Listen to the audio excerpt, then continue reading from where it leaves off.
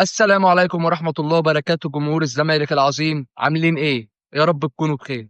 النهارده كانت مباراة الزمالك والبنك الأهلي، خلصت بالتعادل 2-2. سجل أهداف الزمالك ناصر منسي وسيف الدين الجزيري، وأحرز أهداف البنك الأهلي أسامة فيصل من ضربة جزاء وياو النور في آخر الثواني في الوقت البدل ضايع بالدقيقة 96 باين أو 95. أداء يعني كان معتاد عادي، نفس الحاجة القرف. يعني الواحد عينه بقت توجعه لما بيتفرج على الزمالك. البنك الاهلي النهارده لو كان بيلعب بربع قوته، ربع قوته، كان زمان النهارده شايل الزمالك 4-5. كنت متميز دفاعيا الماتش اللي فات، الماتش اللي قبله. النهارده ولا هجوميا ولا دفاعيا ولا حتى عرفت تسرق نص الملعب. سارق منك نص الملعب عيل اسمه مش عارف عبد الشافي، وواحد تاني اسمه احمد محمد فتحي، ومحمد ابراهيم اللي عنده 39 سنه ولا 40 سنه اللي خلاص. سارق منك نص الملعب، ولا عارف تدافع ولا تهاجم ولا حتى تاخد نص الملعب.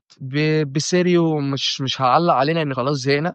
انت انت الزمالك لما تلعب فرقه كبيره وتلعب بثلاثه دفاع، ساعتها اقول لك ماشي وقعدتها لك واقول لك ماشي. بتلعب مثلا الاهلي، بتلعب بيراميدز، بتلعب صن داونز، بتلعب الترجي، فرقه كبيره عامه يعني. انما انت بتلعب البنك الاهلي، واخد بالك؟ ليه دايما لما بتبلع جون اول ما تتلدع جول، ليه تروح ساحب واحد من الثلاث مدافعين ومنزل فيرود؟ يا عم انت خنقتنا. والله العظيم احنا اتخنقنا، وقسما بالله احنا اتخنقنا. ينعل ميتين ام دي اداره فاشله، مش عارفه تدير اي حاجه. مفيش اي حاجه عارف تديرها، ولا طايره ولا قدم ولا سله ولا حتى نساء ولا اي حاجه. احنا تعبنا منكم، والله العظيم تعبنا منكم. بدأ النهارده بسيري محمد عواد، قدامه مصطفى الزناري، حسام عبد المجيد، صلاح الدين مصدق، بنتايج عمر جابر، دونجا، عبد الله السعيد شحاته، ناصر ماهر وناصر منسي. اداء الزمالك في اول 25 ثانيه جبنا جون كده من وحي الخيال، عرضيه كويسه من بنتايج واسيست جه كده مع عمر جابر بالحب. جبنا جون، نمت على الجول. مش عارف تعمل فرصه واحده الشوط الاول، مفيش فرصه توحد ربنا نقول عملنا فرصه. مش عارف البنك الاهلي يا انور النهارده لو في حالته قسما بالله كان زمانه جايب سوبر هاتريك مش هاتريك. اداء غريب من الزمالك. تبديلات الشوط الثاني اول ما بلعت الجول راح مطلع الزناري منزل سيف الدين الجزيري. اداء غريب، ولا بتضغط ضغط عالي ولا بتضغط ضغط عادي ولا بتضغط اساسا. كنت متميز دفاعيا، دلوقتي بقيت واقع. كابتن دونجا احسن 6 في مصر، والله احسن 6 في مصر، مش احسن 6 في مصر، احسن 6 في مصر. ما اعرفش الله اعلم بيعمل ايه في الكوره. طالع بيزعل المدرب، يعني بيدي تعليمات للمدرب. يا دين النبي، يا دين ده احنا بقى يا لهوي. ده انت فيريرا قسما بالله انا من الفيديو هنا انا بديك تعظيم سلام. انت كنت بتلعب بروقه وخدت 2 دوري وكاس. انت والله العظيم يا فيريرا، يعني والله العظيم لازم يتعمل لك تمثال في 100 عقبه.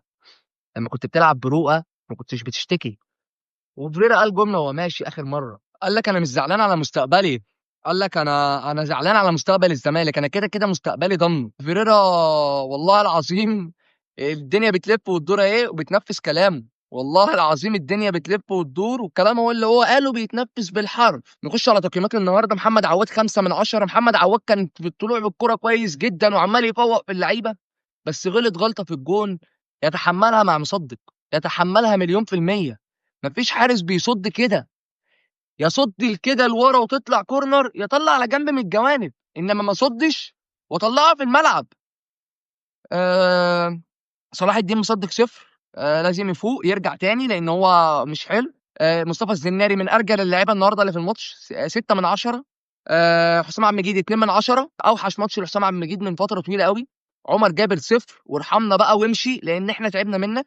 محمود بنتايج محتاج يراجع نفسه شويه، 5/10. ده هو هنقول راجع من ايقاف يعني المفروض مريح، المفروض يقدم كل ما عنده. النهارده محمود بنتايج ما عملش حاجه يعتبر غير اسيست الجول.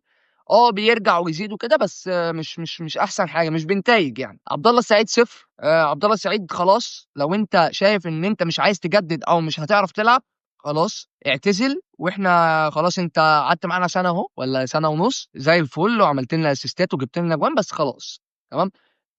كابتن نبيل عماد دونجا 6/10، مش 6 ولا 0، 6/10. محمد شحاته 5/10، واظن شحاته تبديلته كانت اصابه وليست فني، لان لو فني بصراحه يبقى الراجل ده يطير على سويسرا. عشان ايه؟